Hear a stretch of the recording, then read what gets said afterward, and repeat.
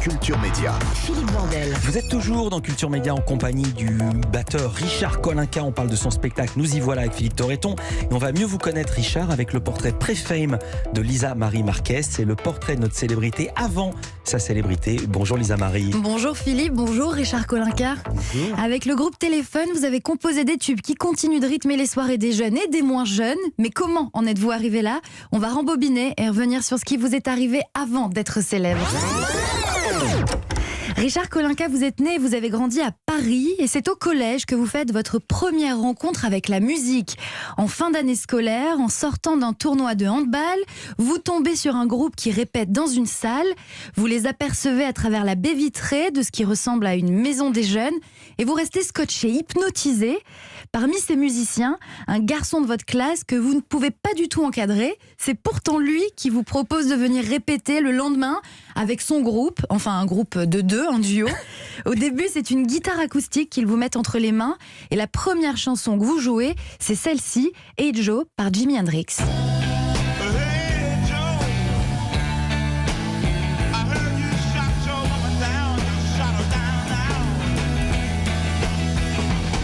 Enfin, que j'essayais de jouer. Vous essayez de jouer. La guitare, c'est ce que j'allais dire, la guitare, ça ne vous plaît pas trop. Hein. Et c'est finalement un peu par hasard que vous devenez le batteur du groupe lorsque vous trouvez des baguettes et une vieille caisse claire, c'est ça? Exactement. Il y avait dans la pièce, heureusement pour moi, parce que ma première approche avec la musique, le monde de la musique, ça a été une guitare. Et pour moi, une guitare, c'était juste pas possible. C'était mon ennemi. Ça me faisait mal aux doigts. Et il y avait cette caisse claire qui était dans un coin avec des baguettes, toutes tordues en plus.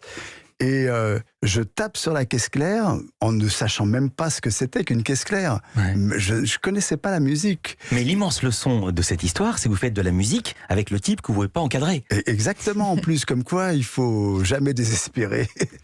Et donc, voilà, je me retrouve. Et tout d'un coup, ça a été ma deuxième naissance. Je suis d'abord né grâce à mes parents, normal, comme tout le monde. Jusque-là, tout va bien. Mais je ne sais pas où j'allais. En tous les cas, j'allais nulle part, ça c'est sûr. Et tout d'un coup, j'ai tapé sur cette caisse claire. À partir du moment où j'ai fait un son sur cette caisse claire, je me suis dit, voilà, c'est moi. C'est moi. Richard Kolinka, vous avez trouvé votre instrument, vous vous prenez au jeu, vous retrouvez les copains pour répéter encore et encore. Au début, vous jouez même sur des barils de lessive et vous avez une particularité. Vous jouez, je crois, à l'envers. Au début, vous tapez la caisse claire à la place de la grosse caisse et vice-versa. Mais vous y connaissez en musique. C'est vrai ça? Et ouais, je sais que c'est la base du reggae. Hein. Oui, je sais. Donc, en fait, j'étais un reggae man sans le savoir et sans fumer de pétard. Ce qui était dingue. Et c'est pour ça que ça n'a pas du tout marché. Mais vous ne saviez pas qu'on jouait comme ça? Ah non, je ne savais pas du tout. Et En fait, j'explique aux gens. On fait poum, tchac. Voilà. On fait le premier temps, le temps impair sur la grosse caisse et la caisse claire, le temps pair. Et lui, il faisait tchac, poum. Voilà. Comme dans le reggae. Exactement. Dans les contretemps. Et voilà, j'étais à l'envers.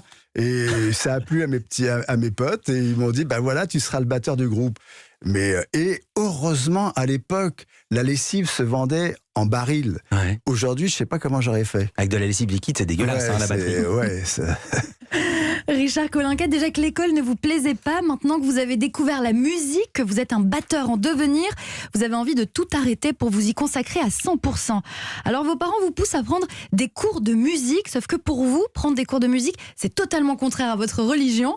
Vous acceptez finalement, mais là vous tombez sur un prof qui est mauvais et qui en plus vous fait jouer du jazz. Waouh!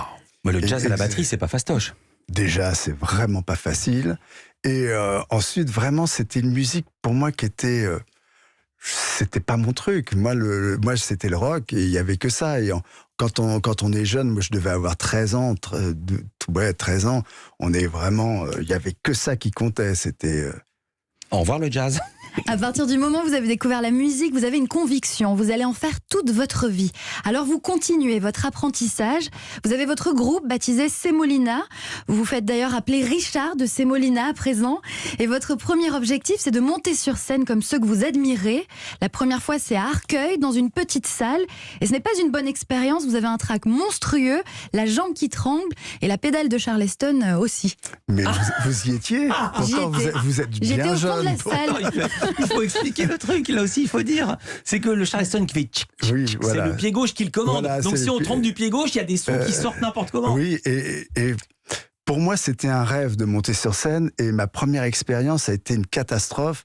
Et je me suis dit, mais je vais être obligé d'arrêter. C'est pas possible. J'arrive même pas à jouer. J'étais tellement tétanisé. Et ça m'est toujours resté, ça. Avant de monter sur scène, Ah bon je suis toujours tétanisé. Bah oui, parce que je rentre dans un autre personnage. Vous trouvez ça normal de se faire applaudir? Est-ce qu'un boulanger qui fait bien sa baguette, on l'applaudit? Non, mais on retourne le lendemain. Oui. Ça revient au même. À 18 ans, vous quittez l'appartement familial pour vous installer dans un studio et vous décidez d'arrêter votre scolarité pour devenir musicien. Vous cherchez un travail, vous voulez surtout vous acheter une batterie. Vous trouvez alors un job de bureau dans une agence de la sécurité sociale. Vous y restez quelques mois, puis vous travaillez ensuite pour un journal féminin dans lequel vous écrivez l'horoscope. C'est très original. Ouais, et Vous là, l'inventiez? Là, c'est un drame. C'est un drame. Ah oui, j'inventais complètement. Moi, j'avais dit au directeur, au patron, je lui dis, mais j'y connais rien, moi. Et il me disait, mais tu crois que ceux qui écrivent les horoscopes, ils connaissent quelque chose? Il me dit, tu prends tous les journaux, tu regardes, tu fais un résumé des horoscopes. Donc moi, je suis cancer, donc les cancers, je me soignais. Ouais.